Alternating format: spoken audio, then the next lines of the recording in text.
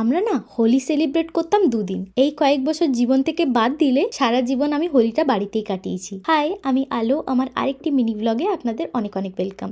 আমার বাড়ি যেহেতু আসানসোলে, আপনারা অনেকেই শুনে থাকবেন সেখানে নন বেঙ্গলির সংখ্যা অনেকটাই বেশি। আর তার সাথে আমার বাড়ির পাশে এক বান্ধবী থাকতো যার নাম ছিল সীমা। ও বিহার থেকে বিলং করতো। তো হোলি মানে আমাদের কাছে দু রকমের হোলি ছিল।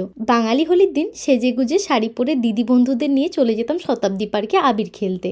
আর সেকেন্ড দিন হোলি খেলতাম পাড়াতেই বিহারি বন্ধুদের সাথে বাঁদর রং দিয়ে, যাকে ঘষে ওঠাতে প্রায় 1 ঘন্টারও বেশি সময় লাগতো। তো সেকেন্ড দিন হোলি খেলে স্নান করে আমার সে বান্ধবী আমাকে ওদের বাড়ি নিয়ে গিয়ে বসিয়ে রাখতো। ওর মা যেহেতু ওর কাছে থাকতো না, আর ও বানাতো নানান ধরনের পদ, ডালপুরি, মালপোয়া, দই বড়া, পকোড়া, বেগুনি, চিকেন এসব। আর তারপর পাড়ার সবাইকে দুজন মিলে দিয়ে আসতাম সবার বাড়ি বাড়ি। তারপর একসাথে মিলে আমরা দুজন মিলে খেতাম সব থেকে লাস্টে। দিনগুলো মনে পড়লে আজও মনে হয় সেই দিনগুলোই ভালো ছিল। আজকাল এত নিঃস্বার্থভাবে না হলে আর কেউ কাউকে ভালোবাসতে পারে না। তো আজ ওরই মতো আমি বানিয়েছিলাম গুজিয়া, বালুশাহী, মালপোয়া আর ডালপুরি, আর তার সাথে এঁচোড়ের তরকারি। সীমা, তুই যদি আমার ভিডিওটা কখনো দেখে থাকিস, আমি তোকে বলতে চাই I missed you so much.